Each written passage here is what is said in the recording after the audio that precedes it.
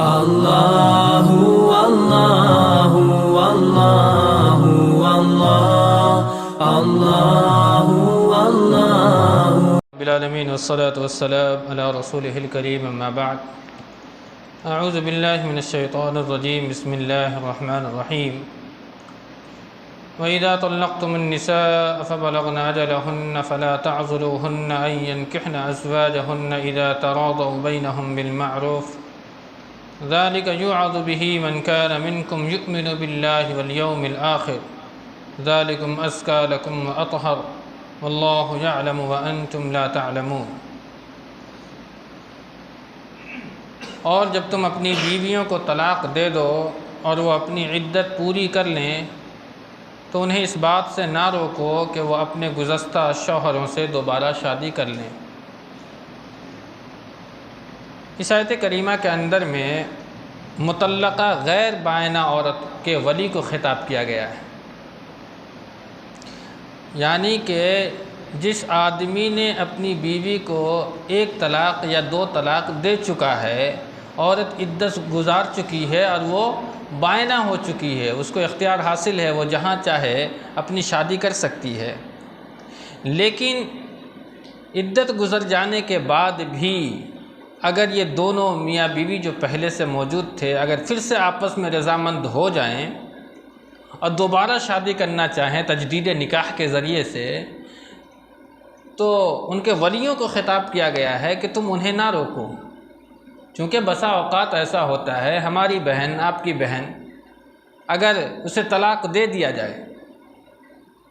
تو چونکہ علم کی اتنی کمی ہے، لا علمی اتنی زیادہ ہے عوام کے اندر میں کہ اگر اس کے شوہر نے اس کو طلاق دی، عورت بائنہ ہو چکی ہے، عدت گزار چکی ہے، اب یہ شوہر پھر سے چاہتا ہے اور وہ بھی ان کی بہن بھی پھر سے چاہتی ہے کہ ہم لوگ آپس میں مصالحت کر کے پھر سے اپنی زندگی کو معروف اور بھلے طریقے سے گزاریں، تو ان کے ولی بیچ میں آ کر کے کھڑے ہو جائیں گے، نہیں یہ بدماش ہے، یہ بہت بڑا بدبخت ہے، اس نے میری بہن کو ستایا یا میری بیٹی کو ستایا ہے، اتنے ظلم کیے ہیں، میں اس کے ساتھ ہرگز نکاح نہیں کرنے دوں گا۔ یہ معاملہ درپیش آتا ہے اور یہ اصول ہے معاشرے کا بنا ہوا۔ اللہ رب العالمین نے منع فرمایا ہے کہ اگر یہ دونوں چاہتے ہیں بئی صورت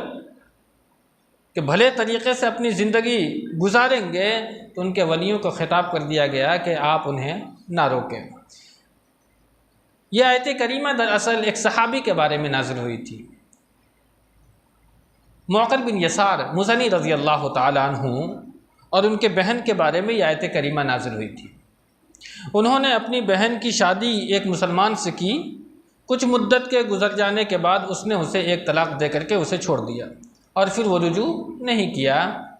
عدت گزر جانے کے بعد دونوں نے ایک دوسرے میں رغبت ظاہر کی، خواہش کا اظہار کیا اور اس آدمی نے دوبارہ پیغام نکاح بھیجا، تو معقل رضی اللہ تعالیٰ عنہ نے اس کے پیغام نکاح کو ٹھکرا دیا، انکار کر دیا اور کہا کہ اب یہ تیرے نکاح میں کبھی بھی نہیں جائے گی۔ لیکن اللہ رب العالمین کو ان دونوں کی حاجت کا، ان کی ضرورتوں کا، ان کی رغبتوں کا اللہ کو علم تھا، اللہ تو غیب کا علم جانتا ہے، اللہ کو ساری باتیں معلوم ہیں، اس لیے اللہ رب العالمین نے یہ آیت نازل فرمائی۔ اور جب حضرت معقل رضی اللہ تعالیٰ عنہ کو یہ آیت کریمہ کا علم ہوا تو انہوں نے اس آدمی کو بلایا اور اپنی بہن کی شادی اس سے کر دی۔ یہ ہے صحابہ کا معیار۔ اللہ کی بات آئی، رسول کی بات آ گئی، اپنی کیا ہے بالائے طاق رکھ دی، اللہ کی بات کو مانا، رسول کی بات کو مانا اور اس کے مطابق اپنی زندگی کو گزارنا شروع کر دیا۔ اس آیت کریمہ کی روح سے آج بھی اگر اس طریقے کے حالات کسی کے ساتھ درپیش ہوتے ہیں تو انہیں چاہیے کہ اگر وہ آدمی دوبارہ آپ کی بہن کے یا آپ کی بیٹی کے پاس پیغام نکاح بھیجے تو آپ اس سے شادی کر دیں۔ یہاں ایک چیز یہ اور معلوم ہوئی کہ نکاح کے لیے ولی کا ہونا ضروری ہے، لڑکی بغیر ولی کے نکاح نہیں کر سکتی۔ اللہ کے رسول صلی اللہ علیہ وسلم کی حدیث لا نکاح الا بولی، کہ کوئی بھی نکاح نہیں ہوتا ہے مگر ولی کے ذریعے سے، ولی کا ہونا نکاح میں ضروری ہے۔ اور دوسری حدیث کے اندر میں اللہ کے رسول صلی اللہ علیہ وسلم نے فرمایا ایما امرأۃ نکحت بغیر اذن ولیھا فنکاحها باطل باطل باطل،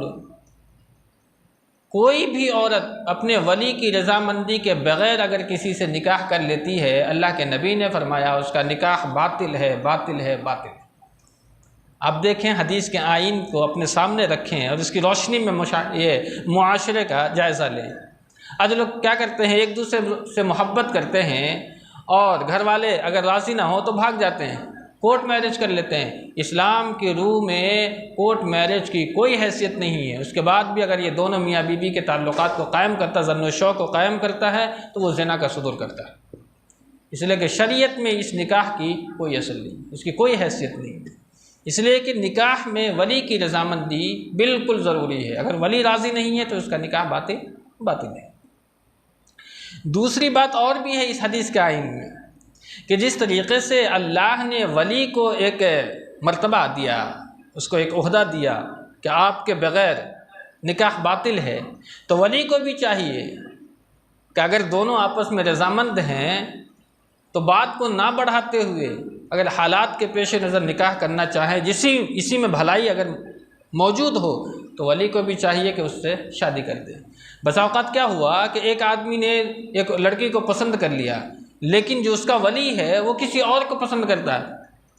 اور اس سے اس کی شادی کرانے میں اس کے مفادات موجود ہیں کہ ہم اگر اپنی بیٹی کی، اپنے بہن کی اگر شادی فلاں سے کرتے ہیں تو اپنا مفاد بھی وہاں موجود رکھتے ہیں، تو یہ نکاح بھی باطل کرایا جا سکتا ہے اگر وہ لڑکی چاہتی ہے۔ آپ سمجھ رہے ہیں، نکاح کے اندر میں لڑکا اور لڑکی یعنی دونوں کی رضامندی بھی ضروری ہے، لیکن ساتھ میں ولی کا ہونا ضروری ہے۔ لیکن ولی جبراً اگر اس کی شادی کرا دیتا ہے تو وہ لڑکی عدالت کے اندر میں جا کر کے حاکم کے ساتھ نکاح فسخ کرا سکتی ہے۔ یہ حدیث ہے ارواء الغلیل کے اندر میں موجود ہے کہ وہ نکاح حاکم کے ذریعے سے عدالت میں پہنچ کر کے فسخ کرا سکتی ہے۔ اس کے بعد عدالت اس کو چاہے گی، اس کے ولی کو بلائے گی اور اسے سمجھائے گی۔ اگر ولی اس کے بعد بھی نہیں سمجھتا ہے تو اس کو حق ولایت سے محروم کر دیا جائے گا اور حاکم خود اس لڑکی کا ولی بن کر کے اس کی شادی کرا دے گا۔ یہ حدیث کا موضوع ہے۔ یعنی اسلام کے اندر میں زناکاری یعنی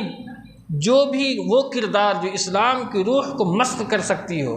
ان تمام کا سد باب کر دیا، تمام راستے مسدود کر دیے۔ اسلام نے ہر راستہ انسان کو زندگی گزارنے کا سب سے بہترین دیا ہے۔ اگر انسان چاہے کہ کتاب و سنت کے مطابق اپنی زندگی کو گزارے تو اس راستے میں اس شخص کے لیے ہمیشہ آسانی اللہ رب العالمین پیدا فرما دیتا ہے۔ اللہ تعالیٰ سے رب العالمین ہمیں آپ کو نیک عمل کی توفیق دے۔ آمین وآخر دعوانا الحمد للہ رب العالمین۔